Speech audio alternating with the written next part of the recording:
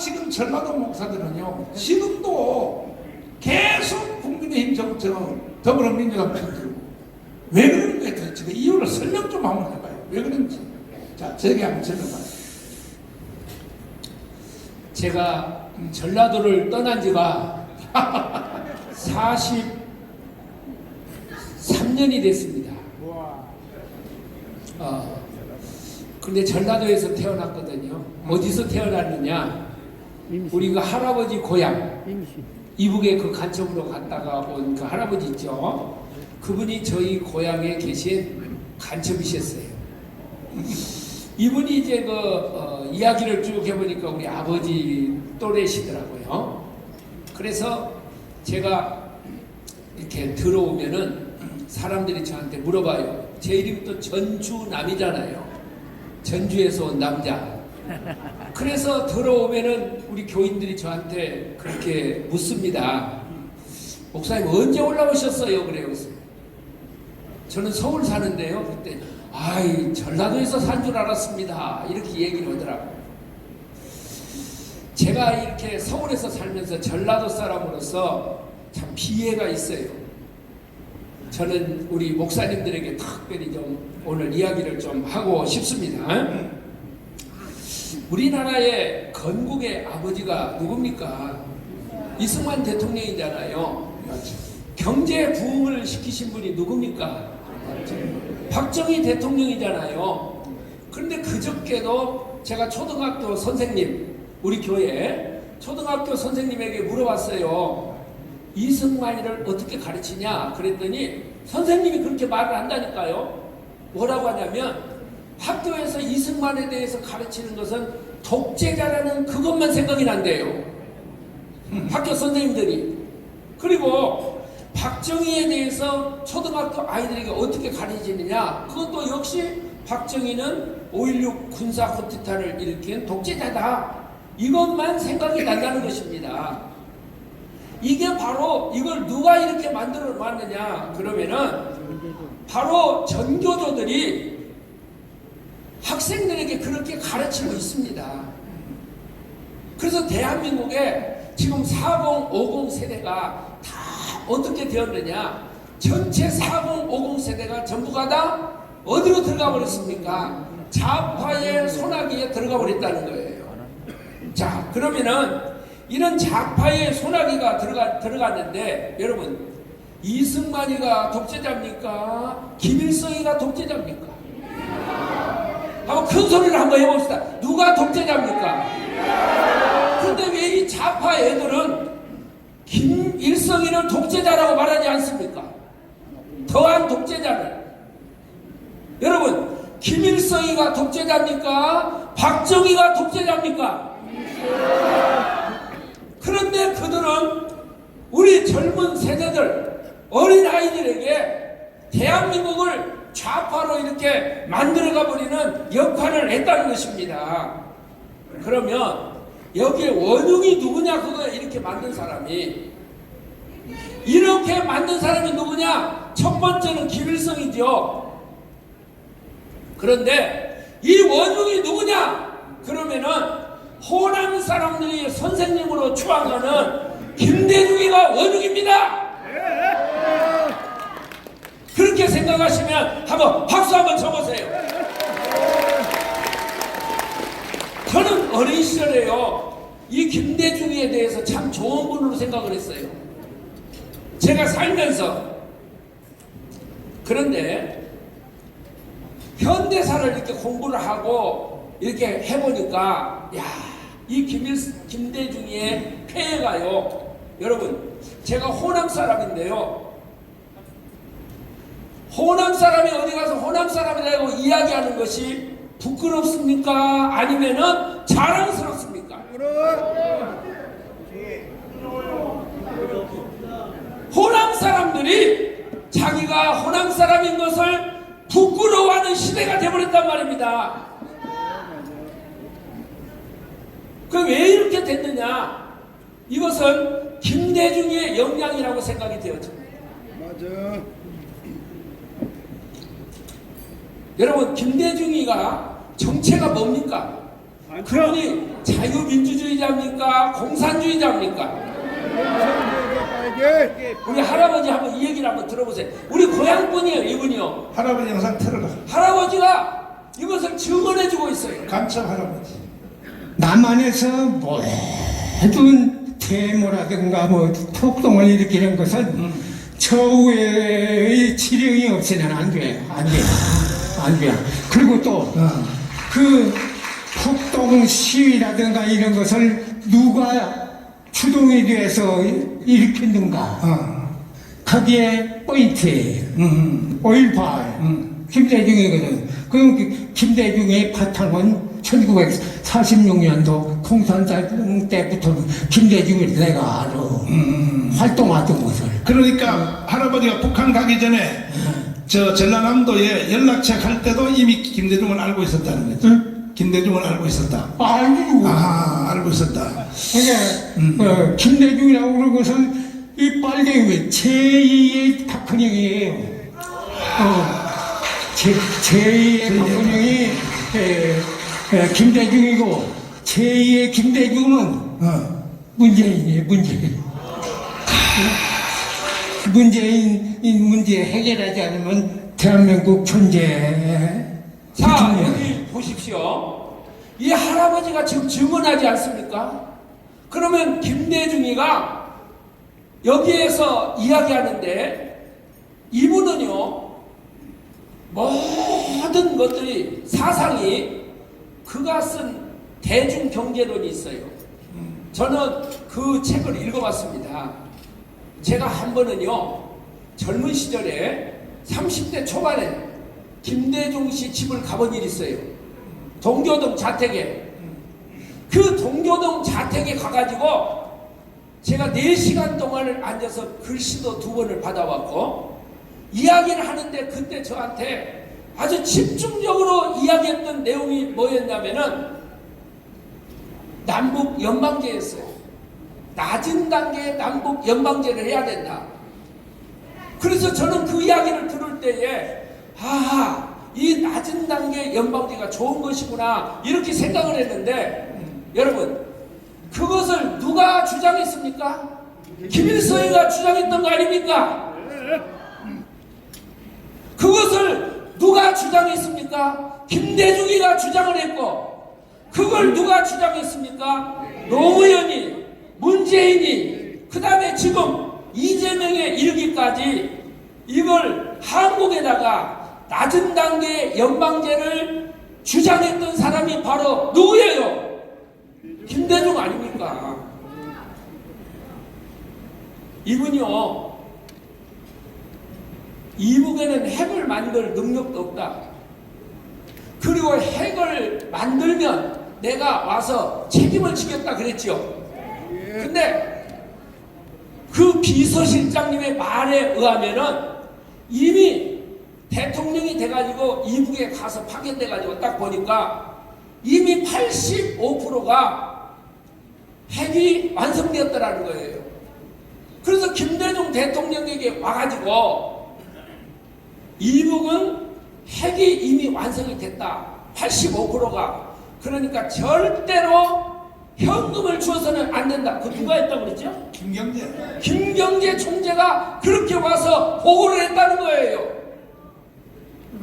그러면 김대중 대통령이 자기를 속인 것입니까? 국민을 속인 것입니까?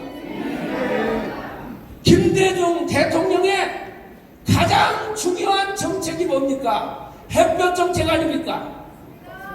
그러면 햇볕 정책을 하면 쉽게 뭐라고 얘기했어요? 옷을 벗을 것이라고 했잖아요. 이북이 옷 벗었습니까? 핵에 갑옷을 입고 나왔습니까? 아니 다시 한번 물어볼게요. 핵에 갑옷을 입고 나왔어요? 옷을 벗었습니까? 그러면 김대중이가 노벨 평화상을 받았는데 뭘 가지고 노벨 평화상을 받았습니까? 옷 가지고 샀어. 옷 벗은다고 햇볕 정책을 해가지고 노벨 평화상을 받았는데 그게 가짜입니까? 진짜입니까? 갖다 버려.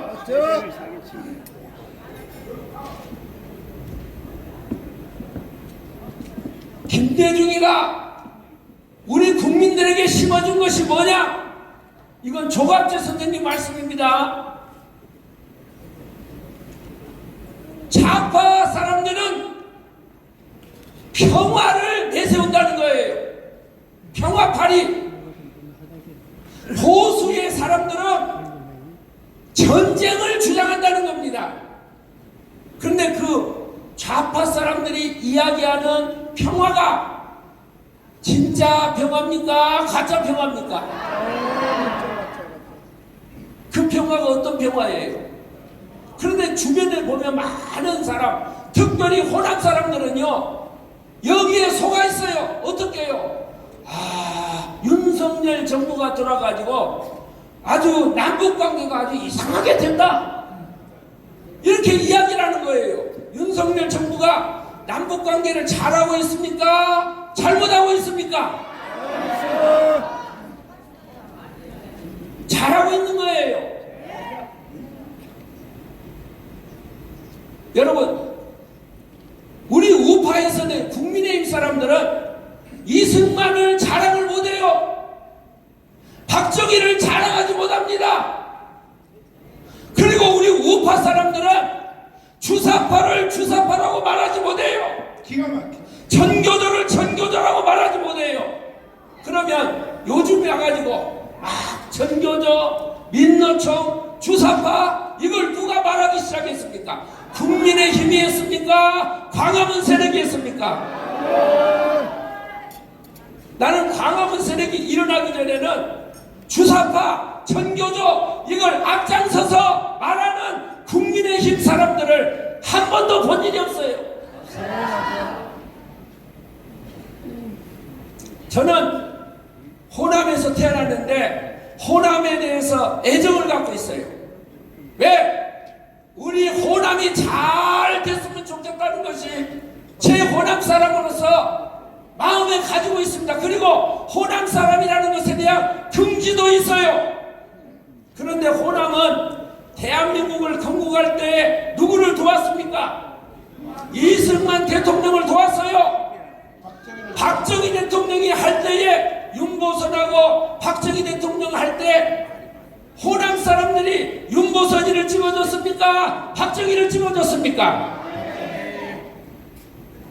호남은요, 건국을 할 때, 산업화를 할 때에 우파에 서 있었어요. 한민당이 그랬고, 가인 김명로 선생이 그랬고, 김성수 선생이 그랬고. 그런데 왜 우리 호남은 이렇게 좌파로 변해버렸냐, 그 말입니다. 그러면 이 원흉이 누구냐? 누구라고요? 다시 한번 그게 원흉이 누구예요? 우리는 김대중이에게 호남 사람들이 속은 걸 알아야 됩니다. 여기서 벗어나야 된다는 거예요. 제 얘기는. 그렇게 믿으시면 한번 박수 한번 해주세요.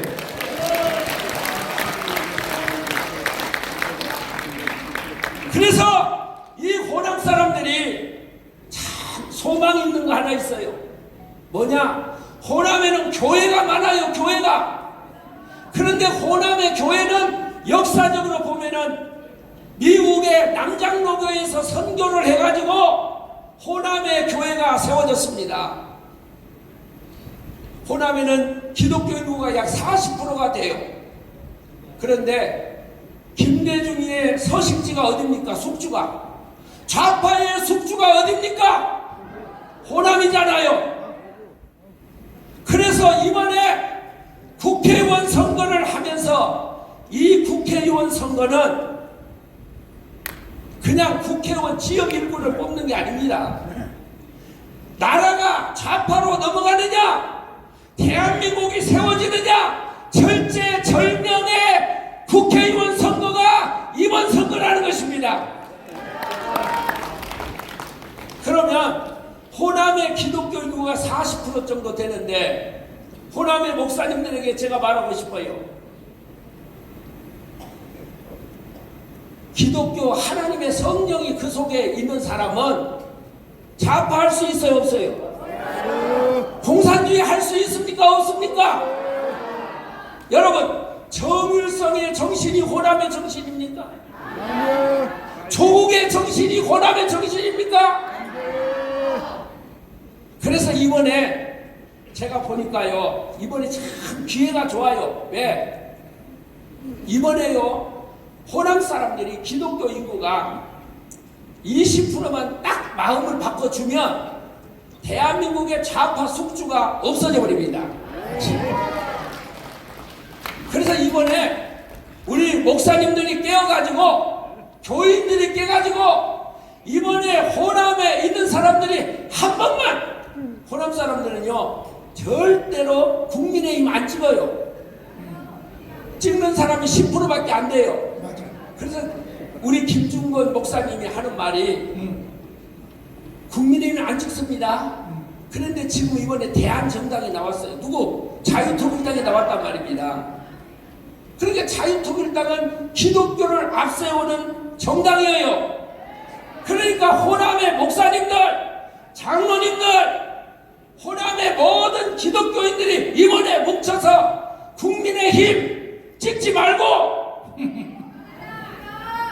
누구는 찍을 수 있어요? 자유통일당을 찍을 수 있단 말입니다.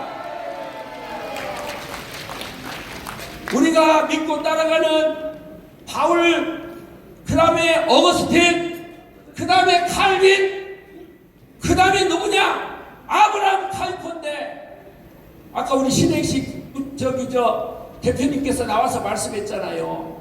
여러분, 국민의힘이요, 이 아브라함 카이퍼처럼요, 이분은 이렇게 이야기를 했어요. 네덜란드를 기독교 국가로 만들 때 모든 영역에 하나님의 주권이 있게 하라 그랬습니다.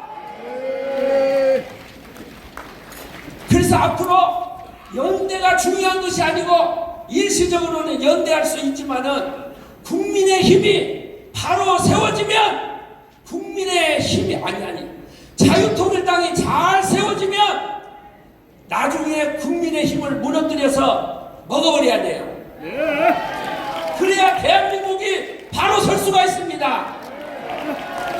그래서 우리는 이번에 4월 달에 특별히 호남 목사님들, 호남 교인들, 이번에 이승만이가 정읍에 가서 외쳤던 말씀, 뭉치자, 싸우자, 이기자.